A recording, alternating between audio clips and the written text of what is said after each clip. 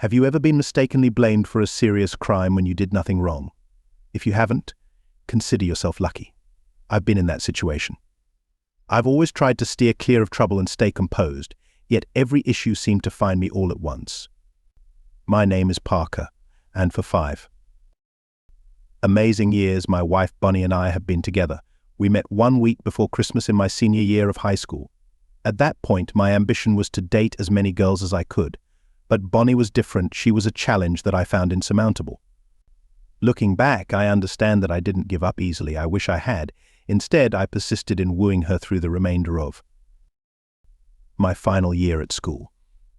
Finishing school marked the start of my difficulties. I was keen to display my talent in music immediately, yet things unfolded quite oppositely.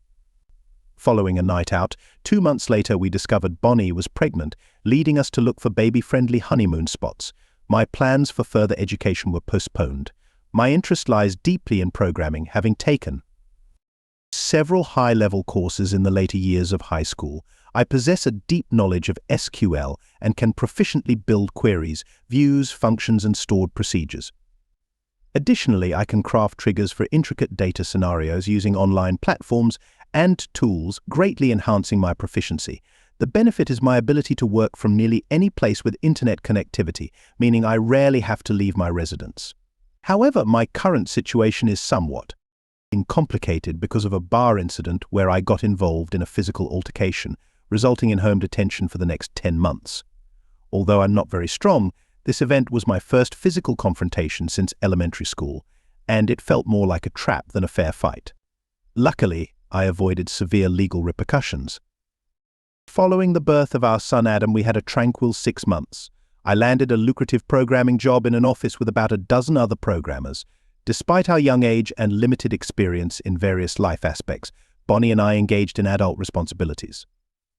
Bonnie reassured me she was careful with her birth control pills, yet here we are at the clinic, staring at an ultrasound, showing 3 tiny sets of hands and feet. Everything went smoothly. Dean was born first, then Connie, and finally Denny. I'm considering a vasectomy to halt any further family expansions. Handling an obstinate toddler who feels neglected by his needy sisters, particularly during the demanding Terrible 2 stage, is strenuous. So one Saturday night we had Bonnie's parents babysit. Bonnie and I ate at a chain restaurant, then hit a nightclub with a live band. It was our first bar outing since we turned 21. The place was overcrowded, making it hard to talk or dance, prompting us to move to another bar that had a jukebox and a dance area with about 40 people. After some dancing and drinks, we positioned ourselves near 3 other couples, all unfamiliar. The men talked sports, while the women covered various subjects. A few men approached and invited the women to dance. 2 said yes and 2 no. Bonnie agreed to dance with a man after a few lively steps. She returned. Later, another man asked her to dance. After I nodded in approval, they moved to the music, both fast and slow songs, and everything appeared fine on the dance floor. When I left for the bathroom and came back, Bonnie was nowhere to be seen. Despite looking for her, she was gone. I saw a man with his hand inappropriately on Bonnie outside her clothes, interacting with her as she responded. Without hesitation, I intervened by striking his leg just below the knee with a strong kick, causing him to scream in pain. I then shoved his blonde head against the concrete wall outside, making him collapse. More kicks prevented any further misconduct from him. It seemed my final kick was particularly effective, possibly hitting his genital area. Security arrived shortly after. I turned to Bonnie, asking her how she managed to find her way back, which still puzzles me. Throughout the night, I pondered if alcohol contributed to this inappropriate behavior. Our collective found itself confined within a prison cell, a total of 6, following the settlement of my bail by my parents, who subsequently brought me home. Bonnie persistently offered apologies, yet I ultimately communicated to her that her apologies failed to elucidate the reasons behind her actions. I expressed my readiness to listen whenever she felt prepared to discuss the matter, requesting her silence until such time. Nonetheless, she never provided an explanation. As the tension within our household escalated, our intimacy suffered. Bonnie made efforts to dodge conflicts, constrained by our financial limitations to engage a lawyer with lesser experience. I questioned whether a higher expenditure on a more proficient attorney would have yielded any significant change. The court mandated a house arrest for me lasting 11 months, during which I was restricted to my home unless in the case of a medical emergency or required transport by emergency services. Bonnie struggled with my constant presence at home, seeking solace in visits with neighbors over coffee, while I found solace within my family circle. My employer accommodated my situation by permitting my participation in meetings via online platforms, enabling me to maintain my work. Subsequently, another predicament emerged, further straining our marriage. Bonnie expressed her inability to remain home nightly under the circumstances. Before re-evaluating her stance, she encountered someone at a grocery store and arranged a Friday night date. My intent was to remain composed and engage in a rational dialogue, yet my response deviated. Alarmed, Bonnie retreated to our bedroom, securing the door behind her. I made it clear that such actions threatened our marriage's continuation. Following her retreat, I promptly informed both our families, who consented to immediate visitation. Both Bonnie's parents, Roger and Edith, and my own share several similarities. My mother, Julie, and Edith both exhibit nurturing dispositions. While Julie occasionally opts for trousers, Edith consistently selects floor-length dresses that conceal her legs. My father, Mark, and Roger both sport fashionable beards and exhibit signs of hair thinning. I relayed my grasp of Bonnie's grievances to all present. Despite Edith's efforts to coax her out, the situation deteriorated. Bonnie's anger flared, concluding the evening with a dire caution regarding my aspirations to witness future generations should I intrude upon her personal affairs. Our parents departed, extending empathetic embraces.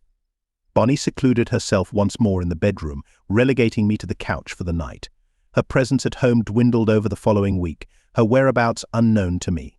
Responsibility for our 4 demanding pets fell upon me. Mark facilitated a consultation with a divorce attorney, encapsulating me within a scenario of scarce alternatives. In the absence of evidence portraying Bonnie unfavorably as a mother, I faced impending child support obligations for nearly 18 years, in addition to sustaining her and covering other expenditures. Then, on a Friday evening, Bonnie delivered a stinging remark. Uncertain of her return that night, I implored her to reconsider, yet my appeals were futile as she departed, signifying the dissolution of our marriage. Around 1 a.m., my phone issued a notification for an unrecognized caller, which I disregarded, allowing it to route to voicemail. Upon receiving the voicemail notification, I opted to listen. The message was from Abby at University Hospital, informing me of Bonnie's hospitalization, indicating she was safe but in need of surgical intervention the following day, urging my awareness. A part of me felt a sense of vindication, yet my confinement prevented my departure. Speculation regarding the cause of her hospitalization consumed me. Was it an assault, a vehicular accident, or another's negligence? The pursuit of rest proved futile as these considerations dominated my thoughts. The plaintive cries of our 3 juvenile chickens further exacerbated my exhaustion, and by the time of the rooster's morning call at 8 a.m., I was thoroughly depleted. My reverie was interrupted by the doorbell. Upon approaching, I noticed a polished vehicle positioned behind mine. The visitor, revealing his identification, inquired, "Is Parker Douglas present?" "I am he." "How may I assist you, detective?" "I'm John. Have you been informed of your wife's hospital condition?" "Indeed, I have." "Is there anything more? Where were you near the stroke of midnight yesterday? As you might observe, I'm subjected to an ankle monitor." I indicated. "Apologies, that oversight was mine. Do you have suspicions regarding anyone who might bear ill will towards your wife?" "No immediate suspects spring to mind. I've been notified of her admission." "What transpired?" "Parker, your serenity is rather bewildering. Could you shed some light on it?" "Last night she chose to dissolve our marriage and went out. I harbored a faint wish that her outing would bring her harm." His expression turned grave. "Nothing of the sort occurred. As she was leaving a hotel room, she was attacked. There's no evidence of sexual assault, but her face is heavily marked with bruises, and the fingers on her left hand were smashed with a hammer. A message was scribbled across her face with a marker stating, 'Decisions bear consequences.' Despite the grim update, a smile crept onto my face. I had no involvement in this. I'm of no help to you, John. Forgive me, my children demand my attention." I considered reaching out to Bonnie's family to notify them, but concluded that it would be more appropriate for Bonnie to have that dialogue. The day was engulfed by the regular tumult of caring for the children, ensuring they're fed, bathed, diaper changes, and the routine went on. I barely managed to squeeze in 10 minutes of television, and my programming work was piling up, hinting. At yet another night filled with work, just past 4 p.m., I saw Bonnie's name on my phone but chose to let it go to voicemail. Parker, you might not be informed, but I suffered an assault last night. They performed surgery on my left hand today. Every finger, including the thumb, is fractured, and now it's encased in a cast. Could you organize for someone to deliver some clothes for my discharge tomorrow? How are the kids? Call me back. It seems I've become nothing more than a caregiver. Never mind, get dressed and go out for dinner. My go-to detective made a house call that evening. Mr. Douglas, we have authorization to conduct a search here. John, let's skip the formalities. Please enter. Can I offer you a beverage? No, thanks. I remained silent as they went through my computers and conducted a thorough search. The looks exchanged by John's team implied they came up empty. John, what's the current state of affairs? There's been another attack, apparently. Motivated by sexual vengeance.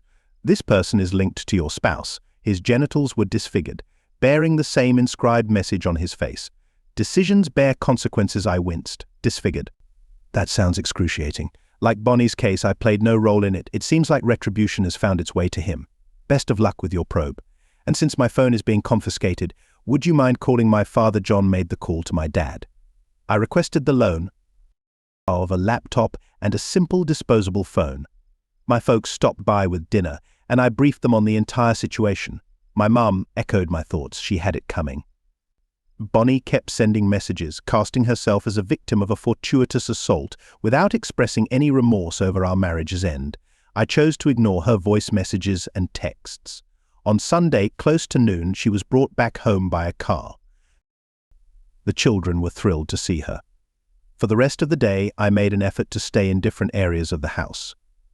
Despite her struggles with the children, I dismissed her requests for assistance. If you're struggling, then head to the bedroom and I'll take over. Parker, please don't act this way. We're still married. I'll be in this cast for at least 10 weeks. I need your assistance. I disregarded her and retreated to my office, putting on my headphones and letting music block out the rest. I managed to get some work done. The scent of dinner being prepared wafted to me, followed by a gentle tap on my shoulder. Bonnie handed me a slip of paper. The kids need a bath. I can't risk getting my cast wet. I'll be in the bedroom when John returned my computers and phone. He informed me that my internet and phone activities had been inconsequential to their investigation. It was satisfying to be vindicated. Bonnie inquired of John about getting her rings back. She had on my marriage ring and her maternal grandmother's marriage band. It appears that the perpetrators had removed them before inflicting damage to her digits. John reported that no jewelry was found or turned in. We were at an impasse. Bonnie tried to overpower me, but I stood my ground until she withdrew to the bedroom and closed the door. She continued to attempt to sway me daily, yet I stood unwavering. Then, on a Thursday, while conversing with Edith on the phone, Bonnie came out of the bedroom in enticing attire. She stated she had a date planned and was uncertain about returning that evening. I was shocked. I realized I had to pursue a divorce immediately. The idea of her being adulterous was intolerable, even though I knew I would miss my children. The situation seemed too much to bear. Edith agreed to accompany the children to their doctor's appointment on Friday and was upset by Bonnie's behavior. She offered her support, but I was overwhelmed to think clearly. Fortunately, being with my children offered some comfort. I was fast asleep when my phone unexpectedly rang. I didn't recognize the caller ID, so I let it go to voicemail. Later, when I listened to the message, it was from Mary at University Hospital, stating that Bonnie was admitted. I mulled over the circumstances. This didn't align with our first encounter. I questioned if it was the same individual. Such injuries don't heal quickly. It seemed possible that someone else had inflicted harm upon her. Oddly, a part of me nearly wished she wouldn't pull through. I know it's a dark thought, but my life is in turmoil right now. After a swig of whiskey and drifting back to sleep, I stopped worrying about Bonnie. Holding a coffee, I greeted John at the door. John, nice to see you. Any updates? Here's a copy of your search warrant. Same pattern: assaulted after leaving a motel, fingers fractured, and another message across her face. Another individual with injuries to their genital area. You remain elusive. But we are determined to apprehend you. Do your utmost, John, but I'm as perplexed as you. The same inscription on that guy, indeed on Bonnie. A different message. You're not piecing it together quickly enough. Now, it involves her feet. You mentioned her fractured digits. Is it her right hand this time? Exactly. She'll be significantly hindered for some time. Unlucky for her, don't count on my help. Before my phones were seized, I called my father to check if I could use his computer again. I also mentioned the need for another disposable phone. Thankfully, I had backed up all my work online. I made sure to save everything on USB drives and handed them to my dad for safekeeping. Around 4 p.m. on Friday, I received a call, not directly from Bonnie, but on her behalf. The caller sounded concerned, fretting about managing various matters.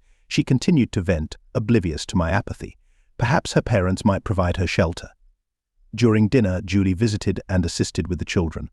When my phone rang and Bonnie was identified as the caller, Julie answered and activated the speakerphone. Parker, you must aid me.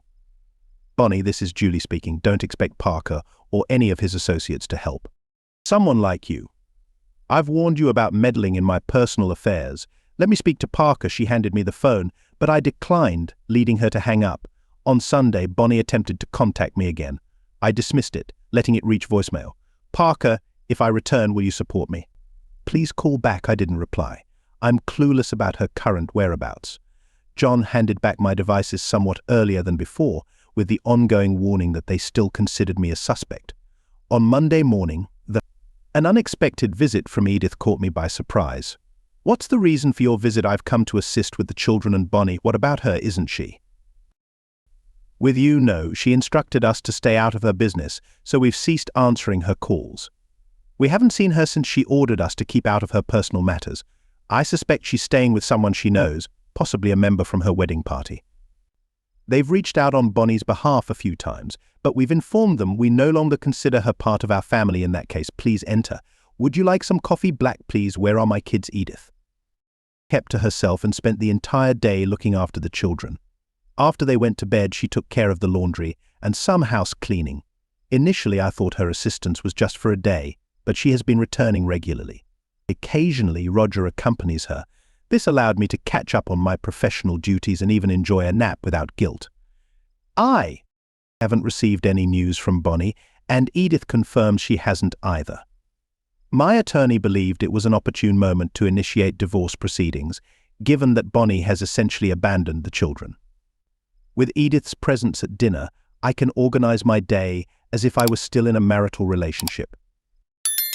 The days of turmoil have shifted to a pattern of tranquility. This newfound calm, however, leaves me ample space to ponder over my predicament with Bonnie, nurturing my resentment towards her.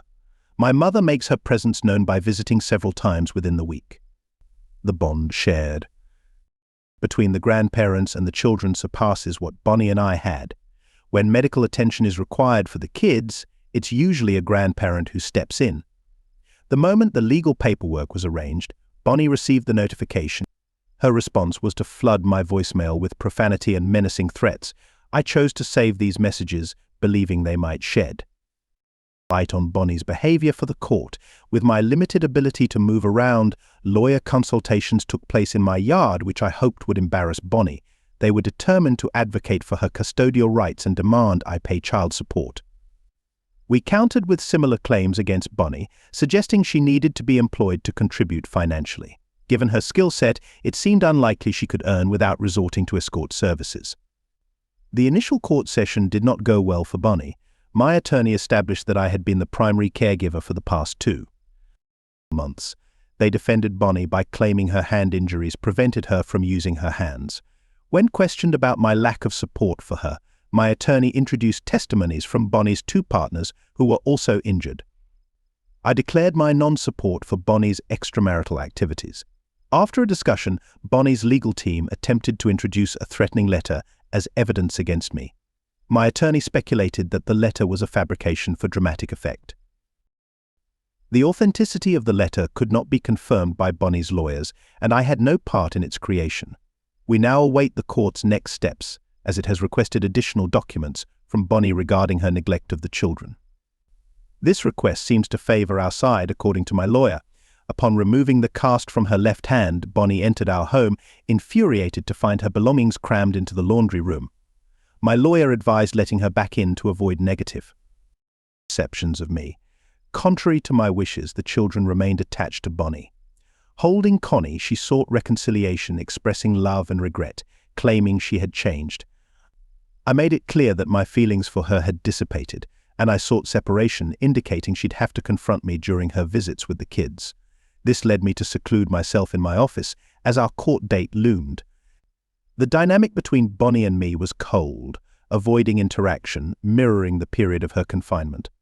I took charge of household matters once Bonnie was limited to a specific area. At the trial, Bonnie appeared pleased to see her parents, despite their estrangement following her previous legal issues. Their cold reception dampened her spirits. The situation intensified when my lawyer had Edith testify against Bonnie's parenting due to her irresponsible actions, supporting my capacity to raise the children. Edith confirmed cutting ties with Bonnie over her behavior and infidelity, despite a minor defense that I was housebound for assaulting someone under a misunderstanding of Bonnie's fidelity. No challenges were presented by Bonnie's legal team, leading to a celebration of my custody win and Bonnie's financial responsibility for child support, negating the need for alimony as I handled all living expenses. The exposure of the threatening voicemails resulted in a judge's order for supervised visitation for Bonnie. The outcome left me with mixed feelings of sorrow and a sense of relief. Back home, Edith's frequent visits, along with Julie's, brought discussions about my romantic future, which I saw as not a pressing matter. The situation shifted on a particular Saturday morning when Carmen showed up at my doorstep. It was Edith who had extended the invitation to her for assistance with the kids. Carmen, having 2 years on me and working in a customer service role at a life insurance company, was a mother to a son just a week older than my own, Adam. Her husband had met his end in a car crash while she was pregnant, 5 months along. It was clear to everyone that there was an ulterior motive behind her visit, but I didn't voice any concerns. As the children were napping, Carmen and I found ourselves deep in conversation over the kitchen table. My narrative of being under house arrest was laid bare, and she divulged the story of her deceased spouse. Right as I was about to bring up Bonnie, there was a disturbance at the door. "It's great to see you, Bonnie. The kids are asleep at the moment. I take it the lady accompanying you is in charge today, correct? This is Margot Hansen." After confirming her identity, I greeted Margot with a handshake as Edith made her exit from the back door, welcoming Margot and Bonnie in. "Bonnie, meet Carmen, a dear friend." Her son, Chad, is currently having a nap with Adam. Bonnie gave Carmen a frosty stare, yet Carmen maintained a wide smile and amiably greeted Bonnie. "It's a pleasure, Bonnie." While Bonnie went to rouse the kids, I showed Carmen to the door. "How about I come over with dinner tonight? After all, we are close friends." Impulsively, I leaned in for a kiss, which she reciprocated. "That sounds wonderful. See you later." Bonnie's gaze was fixed on us as Carmen interacted with me. Everyone witnessed her waving goodbye from her car as she departed. 4 hours post Bonnie and Margot's departure, I eagerly anticipated the evening meal with a woman for the first time in 6 months. After attending to the children's needs and getting them to nap, I hastened through my shower, shaving and dabbed on some aftershave. I opted for a clean shirt and new jeans while changing Bond's diaper.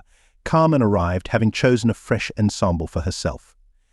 She lent a hand with dinner as the boys entertained themselves.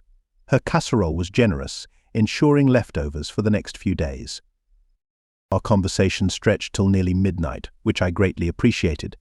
Carmen was not merely a passive listener, she encouraged me to delve into my emotions and thoughts concerning Bonnie's unjust treatment.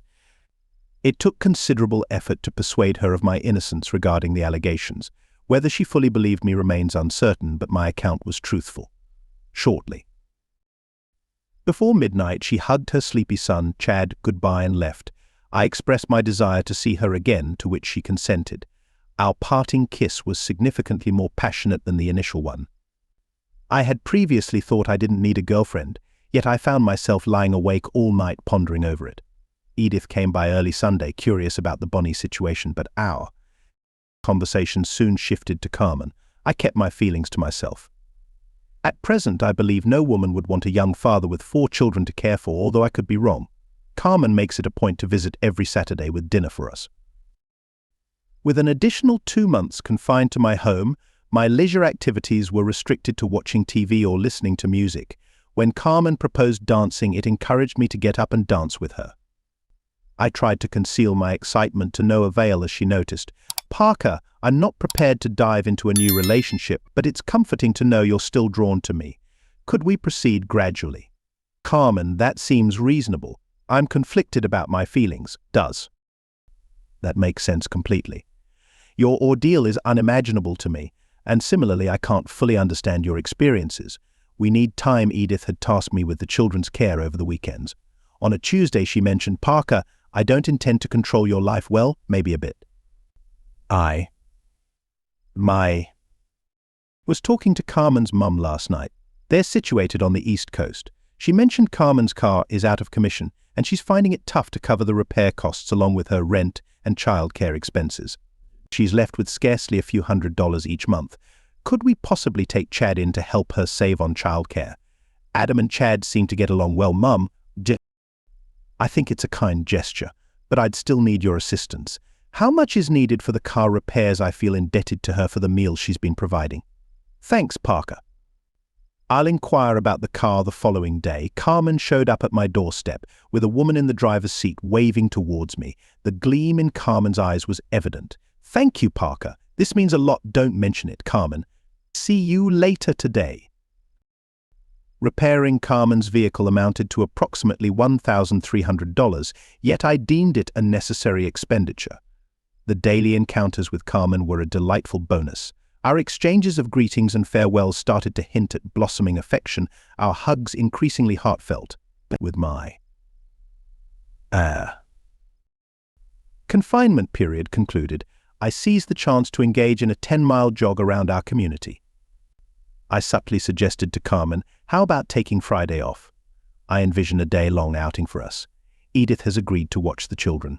Planning it for the coming weekend won't work, as Edith and Julie have prior engagements. That's fantastic. I'll touch base with you later from my office. Several hours later, our outing was on the schedule. I awaited the day with eager anticipation. Friday unfolded flawlessly. I collected Carmen and Chad early, and after leaving Chad in Edith's care, we headed to the marina. The 3-hour escorted tour afforded us some precious time together. With the theme park reopened, we devoted the following 5 hours to exploring various attractions. As the day drew to a close, Parker, I'm done waiting for you to take the initiative. May I spend the night? What about making it the entire weekend? Our kiss sealed her consent. After tucking the kids into bed, I pondered our next move. Desiring not to appear overly eager yet not disinterested, I prepared drinks and then proposed, shall we retire to the bedroom to watch some television? It seemed Carmen had been considering the same. Our passion was undeniable as we engaged in a fervent embrace upon the bed. Our actions were driven by pure instinct. I caressed her through her clothes, and she eagerly reached for my zipper. Mutual admissions of desire led to a swift shedding of our attire. The TV's light cast enough glow for us to admire each other's well-defined forms. Despite my inconsistent diet, Carmen took note of my lean frame, not particularly muscular at that moment. A deep kiss heightened my arousal to near climax. Carmen guided me to fulfillment manually, after which I reciprocated, aiding her to orgasm. We agreed to refine our oral skills. I confirmed my ongoing birth control usage. Are you sure you're disease-free? I had tests done at the start of our relationship with all results negative, so yes, I'm certain. I've not been tested, so you'll have to trust my word that I'm clean too. Are we proceeding further? Absolutely, I've been ready. More than once attending to the chickens, Saturday emerged as the most memorable day. In a year, we were intimate while the children slept. Due to the unavailability of car seats, we opted for delivery from a local Italian restaurant. Our night concluded as we each endeavored to improve our oral techniques. While Carmen achieved climax through my efforts, I did not, indicating a need for my oral skills enhancement. Despite Carmen's evident arousal, my attempts elicited merely a few trembles from her. As we prepared the children's meals, Carmen received a call from her mother, stepping into the living room for privacy. Returning with a pale complexion, she disclosed, Must visit my mother. My father suffered a heart attack and is now in a critical state. Could you pack Chad's belongings? I'll arrange my travel immediately in such a moment. What is one to say? I offered condolences, pledged my support, and shared her tears, moved equally by her distress and the thought of her absence. She was en route to the airport in less than an hour and a half. To contemplate our relationship status. Ours was a casual, benefits-inclusive friendship, but could there be more? A few intimate nights and a day don't necessarily signify deeper emotions, yet my affection for Carmen seemed to surpass mere friendship. Did she reciprocate these feelings, or was I merely hopeful? Discussion was necessary. Carmen called late that same day. Her flight had been on time, and she was comforting her mother as her father fought for his life. It wasn't the moment for discussions about as her father survived but was left severely weakened, suffering brain damage due to lack of oxygen, which made him dependent on others. My interactions with Carmen became sporadic. We left messages for each other which felt like communication to me. Noticing my melancholy, Edith and Julie attempted to set me up on dates again, as my restrictions had lifted. The dates I experienced were more mundane. I emphasized from the start to everyone that I'm a father to 4 small children. Consequently, my dating prospects were naturally scarce. My relationship with Carmen ended when she sent a detailed letter. Her decision to remain on the East Coast was driven by her father's death. She valued our time together and hoped I would find happiness with someone else. It was painful, and I cannot lie about that.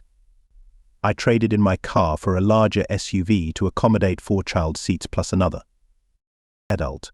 The grocery store clerks were vigilant, ensuring I didn't purchase anything inappropriate for my little group. I remain hopeful about love's possibilities, refusing to dwell on the alternative as it's too depressing. Edith approached me a year after Carmen left, sensing my loneliness. Carmen's mother, whom Edith referred to, reached out. Her initial uncertainty about contacting me was due to concern over whether I missed anyone or if her actions might disrupt existing relationships. Carmen's mother always held a special place in my heart, though I momentarily forgot her name. With a laugh, Edith reminded me Parker, and she was clear that she would gladly welcome her back without hesitation. To my surprise, Carmen was waiting at my house 3 days later when I returned from work. Chad and Adam were happy sharing their space, and with the grandparents' support, Carmen and I were content too. Now, we're bringing up 5 wonderful children, attempting to make do with what Carmen and I earn, even though the grandparents tend to spoil them with extravagant gifts. Bonnie got remarried about a year after our divorce was finalized. Her visits are sparse, and she's significantly behind on child support, acting more like an occasional visitor than a parent. The kids see Nana Edith as their primary maternal figure. Carmen and I opted for a simple courthouse wedding and decided not to have more children. 5 is plenty for us. No one was prosecuted for the attacks on Bonnie or her companions. Bonnie and her family are estranged, but I still view Edith and Roger as the loving grandparents they are. During a Christmas conversation with Edith 3.5 years post Bonnie's exit, she explained the significance of her 2 rings. One was her wedding ring, and the other on her pinky belonged to her mother. Her admission surprised me, and she motioned for me to keep it secret. Moving forward, I'm a 28-year-old single guy with a friend, a 26-year-old married woman I've known since we were kids. Our relationship has always been strictly friendly, bonded over shared values and mutual understanding. One night, she revealed through text that her husband's suggestion for her to sleep with others briefly revitalizes their marriage and sexual life, prompting a recurring cycle.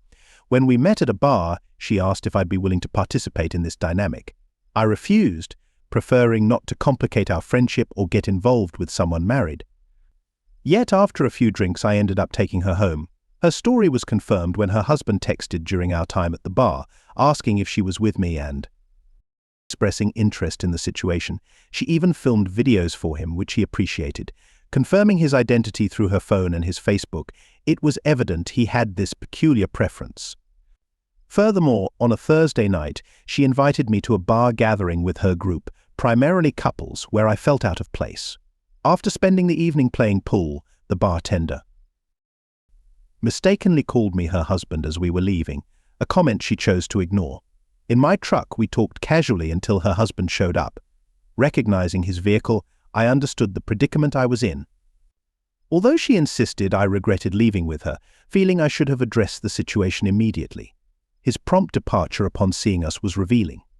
In her defense, she embodies the quintessential Texas woman, petite, with a remarkable figure and long platinum blonde hair. Many men in Texas would willingly enter a shootout for her, and the last situation I wanted was a shootout in West Texas akin to something out of a John Wayne film. In any case, my aim was to avoid that at all costs.